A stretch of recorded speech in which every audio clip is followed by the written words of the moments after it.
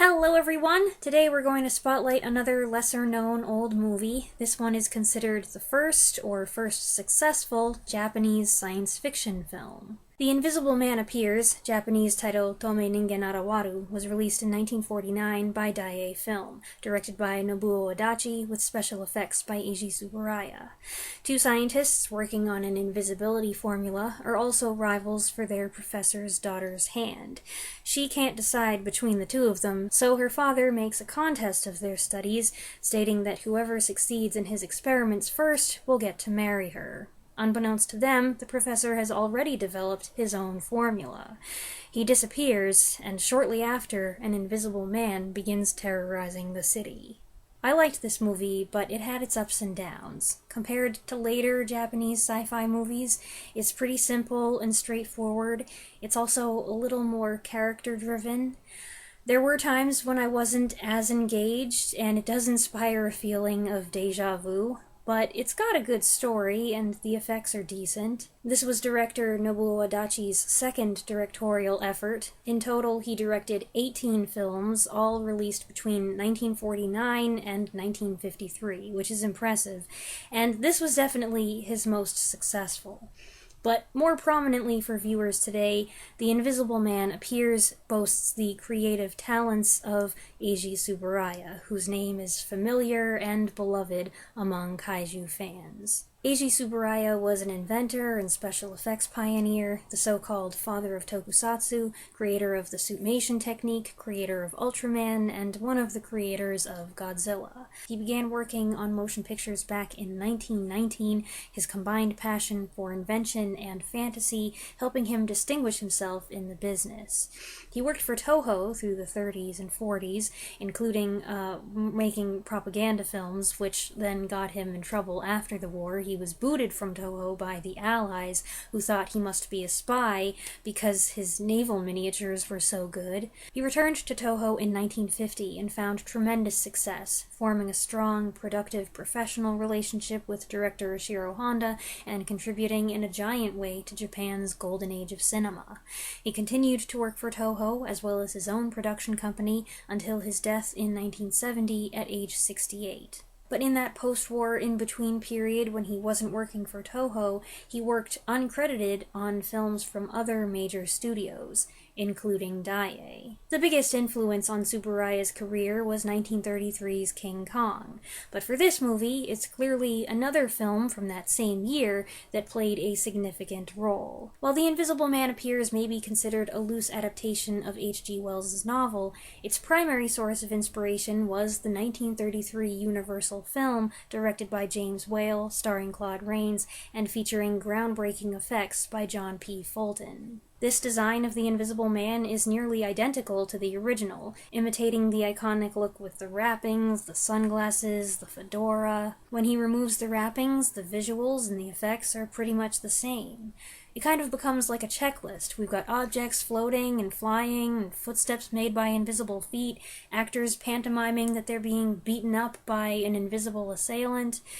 These are the things you do in an Invisible Man movie, I guess, but it also has similar plot points. Jack Griffin becomes a megalomaniac, and the same threat, the development of abnormal and violent behavior, looms in the distance here.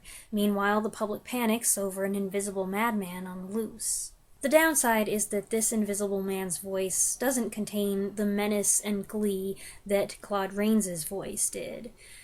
It's hard to beat. Claude Rains had an amazing voice. The Japanese actor does get into the role, and he does let out some wild laughter. 私ですか? ご苦労さんです. But it's not quite the same. More than the special effects in the 1933 film, which still hold up, by the way, it's Rains' vocal performance that elevates the whole thing. You can recreate the effects to a T, but with that rich, unique, attention-grabbing voice, the original maintains its edge. Now, I am a Claude Rains fan, have been for years, so I do have a bias here, but That is my opinion. Eiji Tsuburaya sought to better the effects from 1933, but even he admitted the final product was disappointing. The invisibility effects are as good as those achieved 16 years earlier, but they're not better. However, the effects are still fine, and they're certainly better than anything I could pull off. And there are some other cool visuals, some Invisible Man POV shots, and some fun trickery with reflections. There are some oddities in the story that stuck out to me. They added the caveat that the formula makes something invisible for 10 years. Yikes. Why would you want that? Whether you're looking to use it on an object, or a living being, or yourself, 10-year span, that just seems awful. That, I feel like, okay, so go back to the drawing board. That's no good. And I was surprised by how quickly the Invisible Man reveals himself. He makes his first appearance, all wrapped up, and then it's just a couple minutes later that he's taking all the wrappings off, and, I don't know, it seemed kind of anticlimactic to me. I didn't expect the reveal to come quite so fast. But it's interesting that for a good deal of the movie, the Invisible Man's identity is a mystery. At least, that's how I understood it. I confess I was confused sometimes. I wasn't always sure who was who and who characters were referring to. I didn't memorize names and faces when they were introduced, so I spent too much time trying to figure out, are they talking about the father or one of the younger guys? What was this person's name? Oh, is this so-and-so? No, that's the other guy. What did he look like again? Who's her brother? Was that all the same person? Thankfully, it does clear up later on, kind of. And for those of us who may have gotten lost, someone does explain it all at the end. Also, I can report that it's not nearly as confusing on second viewing. Granted, I did have the advantage of knowing what to look for. There's a film that came out in 1957 titled The Invisible Man vs. the Human Fly. Supposedly it's meant to be a follow-up, but it doesn't seem to have much connection with this film outside of the title. The Invisible Man Appears was never released internationally until it came out on Blu-ray in 2021, distributed by Arrow Video. What I have is a DVD copy I bought on eBay, distributed by Creature Feature Videos. And they claim that, quote, films on the CFV label are believed to be in the United States public domain with no rights given or implied. So, I shouldn't get in trouble for this.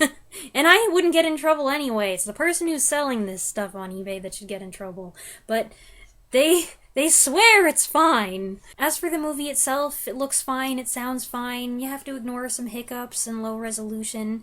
The DVD has no menu, and it autoplays, starting with a 3-minute trailer that summarizes the whole movie. It shows clips from the entire thing, and about 20 seconds into it, I was like, stop! The subtitles are also a bit wonky. There are some mistakes, wrong your, a couple typos or misspellings, and there are some translations that are a little too modern.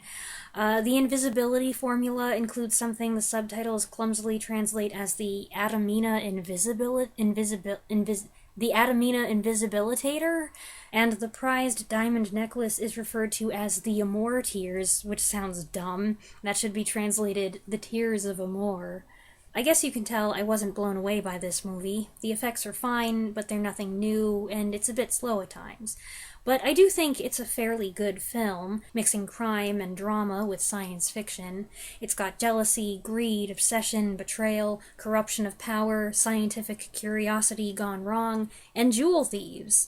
If you can readily find a copy, I think it's worth watching, especially if you're a fan of classic sci-fi, old Japanese tokusatsu, or Invisible Man stuff in general. Which reminds me, shameless plug, I have reviewed the 1933 Universal film, along with its sequels, The Invisible Man Returns, The Invisible Woman, Invisible Agent, and The Invisible Man's Revenge. I've put a link to that video in the description.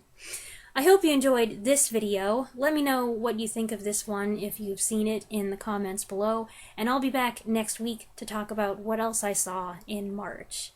Thanks for watching.